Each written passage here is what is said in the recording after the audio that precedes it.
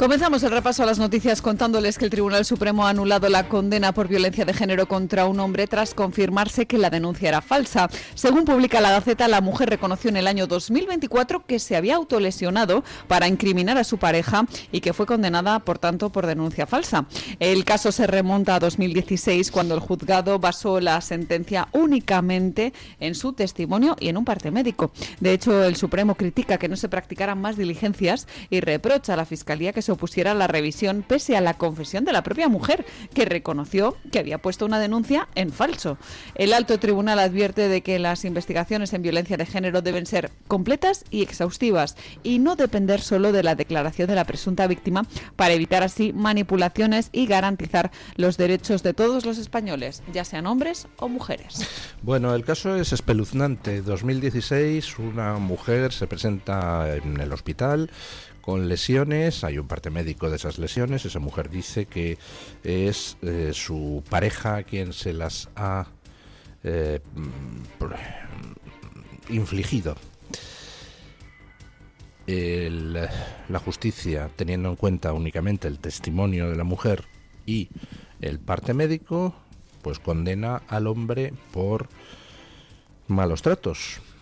8 años después, la mujer reconoce que en realidad se inventó los malos tratos y que era ella misma la que se había producido las lesiones. Lo reconoce explícitamente. Hay una condena contra la mujer por denuncia falsa. El hombre, lógicamente, recurre, dice: oiga, que estoy en prisión por algo que no he hecho. Bueno, y al final el Supremo le da la razón. Estamos hablando de 9 años de calvario judicial, pero la cosa tiene más miga. Resulta que ya con la condena de la mujer por denuncia falsa, el reconocimiento de la mujer de que había denunciado en falso y se había autoinfligido las lesiones, con todo eso, la Fiscalía va y se opone a que se revise el caso del hombre falsamente acusado. Y la sentencia del Supremo reprocha explícitamente a la Fiscalía esa actitud. ¿Cómo es posible que la Fiscalía se pronuncie en contra de que se revise la sentencia de un hombre cuando la propia supuesta víctima ha reconocido que era todo un fraude? No lo sé. ¿Hasta qué punto puede un fiscal hacer lo que le da la gana por motivos ideológicos? Me pregunto, porque la Fiscalía, a diferencia de lo que sucede en Estados Unidos, donde la Fiscalía siempre a lo que se dedica es a tratar de conseguir condenas de culpables o condenas de gente, aquí en España no. Aquí en España la Fiscalía tiene como misión 3 básicas cosas distintas. 1, conseguir que se condene a los culpables. 2, defender a las víctimas. Y 3, defender a quienes estén acusados en falso. Es decir, defender a los inocentes. La Fiscalía no tiene en España la obligación de perseguir culpables únicamente. No puede perseguir a quien en realidad no es culpable. ¿Cómo es posible, insisto, en que la Fiscalía se opusiera a que se revisara la condena de esta persona? Porque da toda la sensación de que el único motivo para oponerse a que se revisara la condena de alguien después de que la supuesta víctima hubiera reconocido que era una denuncia falsa, da toda la sensación, insisto, de que el único motivo de que la Fiscalía se oponga es para que no conste que hubo un inocente condenado por una denuncia falsa de violencia de género, ¿no? Es decir, estamos hablando de una posición política, ideológica y no jurídica de la Fiscalía. ¿Puede un fiscal hacer eso? No, no puede o no debe. Y ignoro cuáles son los órganos disciplinarios para analizar la actuación de fiscales, pero alguien debería intervenir en este caso. Me parece escandaloso que después de reconocerse que era una denuncia falsa, después de condenarse a la mujer por denuncia falsa, a pesar de todo la Fiscalía siguiera negándose a que se revisara la condena de ese hombre injustamente encarcelado. En fin, Hablando de tribunales, aunque esto otro no es un tribunal en sentido estricto, por mucho que se llame así, el Tribunal de Cuentas cuestiona la gestión en otro organismo vinculado a Sánchez, además vinculado muy estrechamente a Sánchez. Escuchen. Les hablamos ahora de Irene Lozano, la que fuera la biógrafa de Pedro Sánchez, quien le escribió su famoso libro Manual de Resistencia, porque el Tribunal de Cuentas alerta de la situación financiera crítica de la Casa Árabe, que ahora dirige precisamente Irene Lozano. El Tribunal de Cuentas es muy claro, cuestiona su viabilidad vista la gestión llevada a cabo bajo la dirección de Irene Lozano. El informe, que analiza los ejercicios 2023 y 2024, señala déficits anuales cercanos al 1.000.000 de euros y graves deficiencias en la sede de Madrid que podrían agotar el remanente en 2026. Además, el organismo denuncia falta de control interno, ausencia de planificación por objetivos y carencias en la gestión del personal, además de una escasa supervisión por parte del Ministerio de Exteriores, del que depende. El Tribunal de Cuentas señala que es imprescindible una revisión completa de la gestión, a través de un estudio de viabilidad que incluso contemple la continuidad del consorcio, así como la búsqueda de patrocinios y la implantación de manuales y procedimientos para corregir todas las irregularidades que a día de hoy se siguen cometiendo. Parece que cuando pones un huevo en un cazo con agua y pones fuego debajo y el huevo se cuece y repites el experimento y todas las veces pasa lo mismo, pues hay un patrón, ¿no? El fuego calienta el agua calienta el huevo y el huevo se cuece.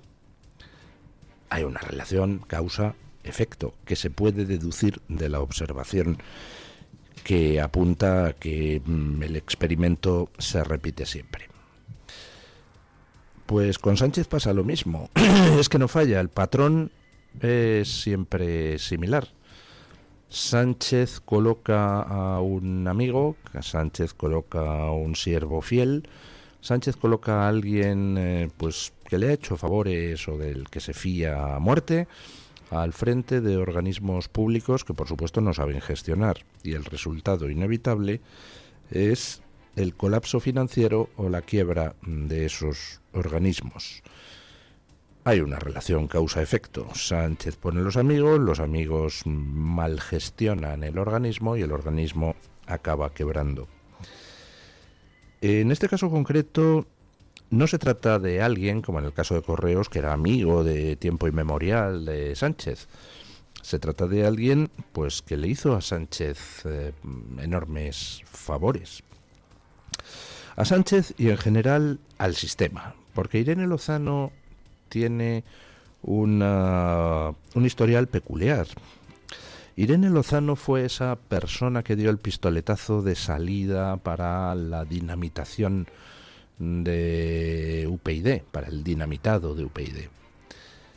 ¿Recuerdan ustedes cómo se dinamitó UPyD? Se decidió que había que impulsar a Ciudadanos para que sustituyera a una UPyD que estaba denunciando la corrupción existente en las altas esferas políticas y financieras de este país y que estaba creciendo ya cerca del 18% en las encuestas. Y alguien dijo, esto se ha ido de madre, hay que acabar con UPyD, vamos a utilizar a Ciudadanos para acabar con UPyD. Pero el modo de dinamitar UPyD fue muy específico. Sosa Wagner publicó una carta criticando a Rosa Díez y entonces Irene Lozano, por aquel entonces en UPyD, publicó una carta en el mismo medio, creo recordar que era entonces... era el que dirigía Pedro J. Ramírez, no sé si ya estaba en El Español o era todavía El Mundo, no lo sé, pero el caso es que se publicó en el mismo medio la carta de Sosa Wagner criticando a Rosa Díez, y al día siguiente o a los 2 días una carta enormemente insultante, enormemente borde, enormemente poco política de Irene Lozano poniendo a parir a Sosa Wagner. Y aquella carta de Irene Lozano se utilizó para, entre comillas, demostrar a la opinión pública lo estalinista, lo repugnante que era Rosa Díez. Luego, con el correr del tiempo, vemos que Irene Lozano, acaba recalando en el seno de Sánchez y le hace de biógrafa.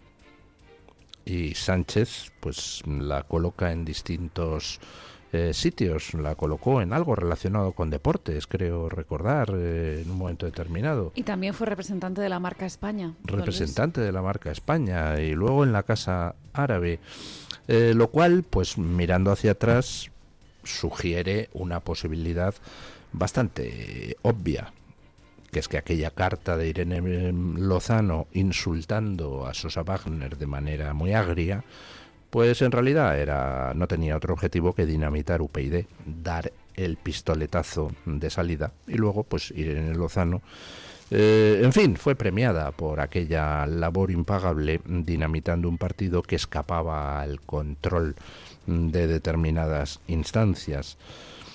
Y bueno, pues ya tenemos de nuevo el patrón, a alguien que hace favores al sistema y específicamente a Sánchez, es premiado con puestos para los que no está capacitado, puestos para los que es un ejemplo del principio de Peter, de que todo el mundo asciende hasta alcanzar su nivel de incompetencia. El de Irene Lozano lo alcanzó hace muchísimo tiempo. Y el Tribunal de Cuentas, pues ahora cuestiona su gestión en la Casa Árabe y advierte del previsible colapso financiero de la institución. En fin, ¿qué cosas pasan en este país? ¿Qué romeraladas? Hay que ver qué operaciones se hacen para lanzar y destruir partidos. Menos mal que parece que últimamente las romeraladas, en el caso de Vox, pues no están resultando efectivas, porque a diferencia de lo que pasó con UPyD, que tampoco tenía una implantación territorial orgánica y creció de una manera excesivamente rápida y con un apoyo mediático de al menos ciertos sectores de la prensa afines, pues ese crecimiento de UPyD no tiene nada que ver con la forma en que Vox ha crecido, que ha crecido a pesar de la oposición de todos los medios de comunicación de este país, y por tanto ahora no hay capacidad por parte de esos medios de comunicación para destruir a Vox. Y aparte Romerales se está haciendo mayor, ¿qué le vamos a hacer? Y ya los guiones pues los repite tanto y están tan vistos que ya no funcionan. En fin, lo que tampoco funciona ya pues es la televisión convencional, los informativos de la televisión convencional. En 5 años han perdido, entre todos los informativos de las distintas cadenas, 2 millones de espectadores. Escuchen. La televisión pierde fuerza como medio de comunicación y los informativos no son ajenos a esta tendencia. Según Barlovento Comunicación, que es una consultora especializada en audiencias de televisión, los telediarios han pasado de 7.300.000 espectadores diarios en 2020 a tan solo 4.900.000 espectadores en 2025, lo que supone una caída de más de 2 millones de espectadores en 5 años. Para que se hagan una idea, solo en el último año han perdido 127.000 seguidores, y en cuanto a los datos de las 3 cadenas mayoritarias, Antena 3 lidera por 8º año consecutivo con 1.800.000 espectadores y un 19,1% de cuota. Le sigue la 1 de Televisión Española con 1.015.000 espectadores, un 11,8%, es decir, mejora ligeramente, y Telecinco continúa en descenso con 878.000 espectadores, un 9% frente al millón del año anterior, lo que consiguió alcanzar en el año 2024. Los expertos concluyen en que el auge del streaming y los formatos cortos como los Reels están detrás de este cambio, que también afecta a la inversión publicitaria. Bueno, pues cuando tomó el control Pedro Sánchez, el control definitivo de Radio Televisión Española, pues ya dije que a mí, sinceramente, no me importaba desde el punto de vista político. No me importaba desde el punto de vista político porque al fin y al cabo convertir Televisión Española en un instrumento sectario de propaganda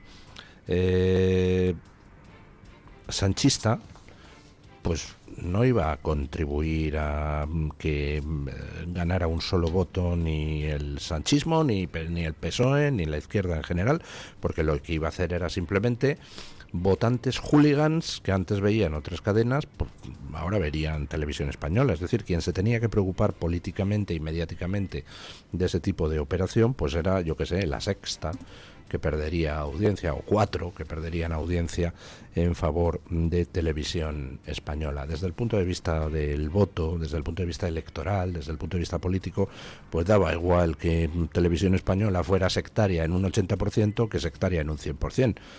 Era exactamente lo mismo. Lo único que me fastidiaba de todo eso era que nosotros estamos pagando la colocación de consejeros de televisión y de presentadores de televisión y de conductores de programa que son simplemente lameculos de Sánchez, y bueno, pues que yo lo esté pagando con mi dinero me fastidia, pero desde el punto de vista de manipulación de la opinión pública era una operación neutra, no iba a permitir manipular más de lo que ya se manipulaba, simplemente iba a concentrar un poco más la manipulación en televisión española. Al final, lo que sucede con las manipulaciones, lo que sucede con el intento continuado de dirigir a la opinión pública hacia donde la opinión pública no quiere dirigirse, pues es que la opinión pública termina desconectando de los medios de comunicación. La credibilidad de los medios tradicionales en todo Occidente, pues está por los suelos. En todo Occidente me refiero a Estados Unidos, Europa, Sudamérica. Los medios tradicionales son vistos en general por la opinión pública como medios tremendamente sectarios al servicio del poder político, siempre que sea un poder político progre. Hay algunos medios que son la excepción. Hombre, me honro en trabajar en uno de ellos, pero la mayoría de los medios son percibidos como medios que no informan, sino que intentan manipular, que no transmiten noticias veraces, sino que transmiten noticias manipuladas. No hay más que ver cómo tratan determinados temas, por ejemplo la figura de Trump, para ver que la manipulación es continua, cotidiana, en todo. No dejan resquicio a la duda, y claro, al final eso establece una separación creciente entre lo que es unos medios que intentan dirigir a la gente y una gente que mira la realidad, mira lo que dicen los medios y dice, estos tíos están pirados. En el año 2016, Donald Trump ganó las elecciones teniendo en contra el 95% de los medios. Todos los medios de comunicación de Estados Unidos, desde luego todas las grandes cadenas de televisión, salvo media Fox News, y digo media porque en Fox News había opiniones en un sentido y en el otro, todos los medios estaban en contra de Trump, y a pesar de ello Trump ganó las elecciones presidenciales, y entonces había gente que se preguntaba cómo es posible que haya ganado a pesar de la oposición de todos los medios. Y realmente la pregunta está mal planteada. El hecho es que Trump ganó precisamente por la oposición de todos los medios. La opinión pública no progre tiene tan mal concepto de los medios de comunicación que cuando ven a uno atacando a Trump como se le atacaba ferozmente en 2015-2016, pues dicen, oye, Trump tiene que ser un gran tipo, no me gustas, en fin, dice unas cosas así muy bárbaras, tiene aspectos con los que no estoy de acuerdo, pero si le atacan estos medios de comunicación infames, tiene que ser un tío genial. Ese era el razonamiento de fondo en muchos votantes, y aquí en España está pasando lo mismo.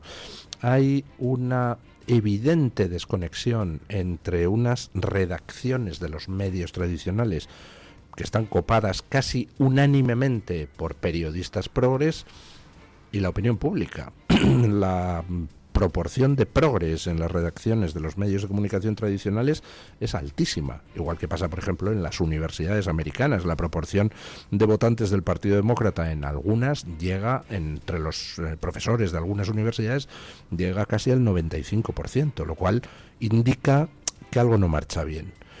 Cuando la opinión pública, los votantes están divididos más o menos al 50%, pero en una institución hay un 95% de votantes del Partido Demócrata, significa que ahí hay algo que no funciona, que ahí hay unos criterios de admisión y de selección que discriminan a quien no es votante del Partido Demócrata. Bueno, pues en las redacciones de los medios de comunicación tradicionales en España y en Europa y en Estados Unidos pasa exactamente lo mismo.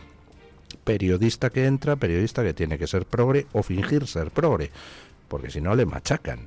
Vamos, y dura 2 minutos, con lo cual al final pues tienes unas redacciones compuestas casi exclusivamente por progres, que hacen una lectura de la realidad que no tiene nada que ver con la realidad y que se consideran moralmente legitimados para dirigir a la gente hacia donde deben opinar. Vamos, ingenieros sociales. Y claro, pues la gente les mira y dice, pero tú pelao, ¿qué dices? O sea, pero si eres un imbécil, o sea, ¿cómo que te crees superior a mí como para dirigirme a mí hacia ninguna parte? Tú dame tu opinión, que yo ya la contrastaré con otras personas, pero no te creas el listo del barrio. No te creas que puedes decirnos a los demás lo que tenemos que pensar. No creas que puedes decirnos que somos escoria por pensar de forma distinta a ti.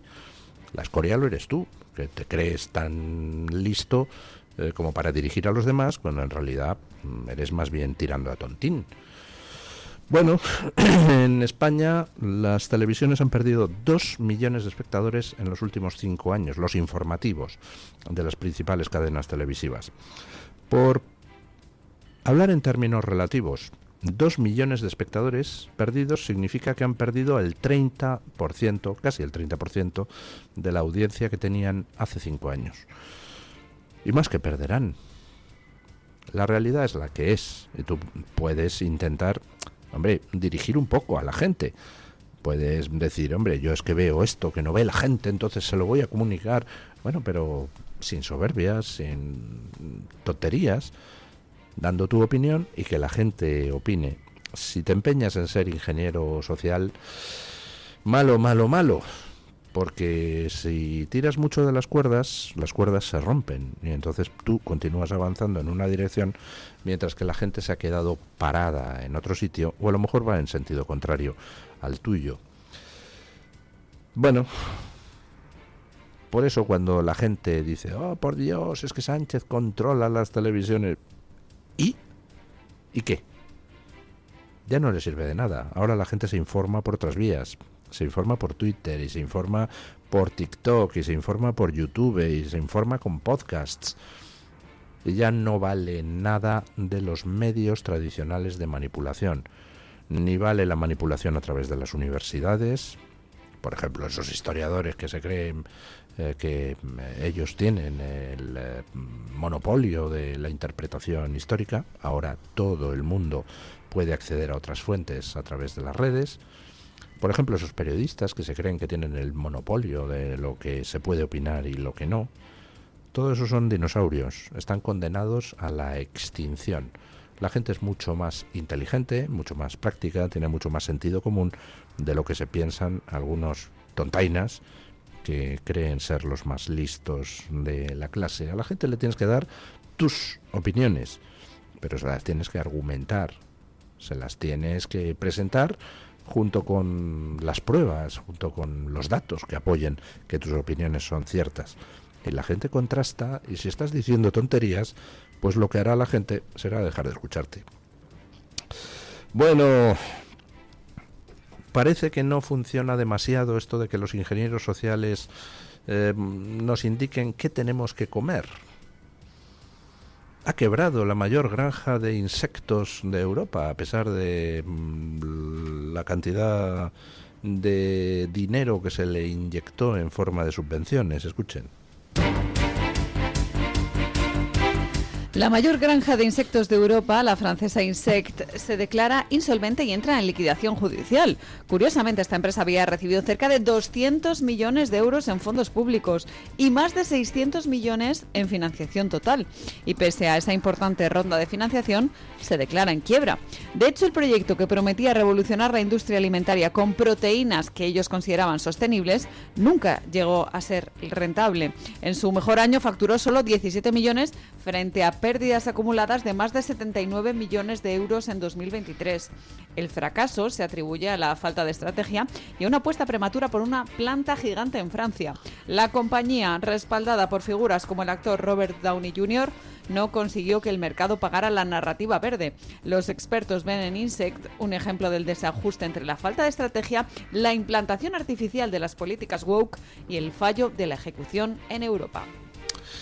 Bueno, ya saben ustedes que dentro de lo que es esa estafa climática, que básicamente consiste en hacer lo mismo que hacían los brujos de la tribu hace 10.000 años en la cueva de los neandertales.